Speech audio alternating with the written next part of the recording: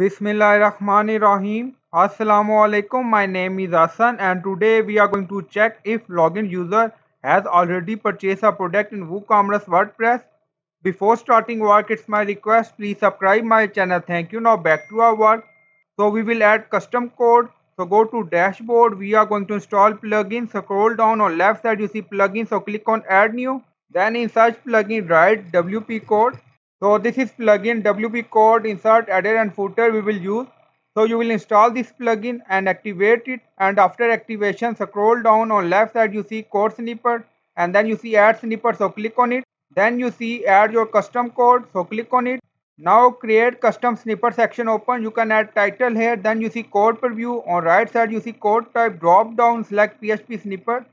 Now we are going to paste here and you will find this code in video description or in comment section. Now you see message here, so you can add message according to your requirement.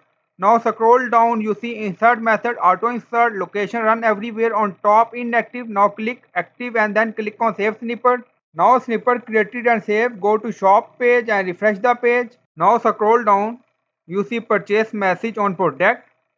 Now you see you purchase in the past, buy again, and you will find this code in video description or in comment section.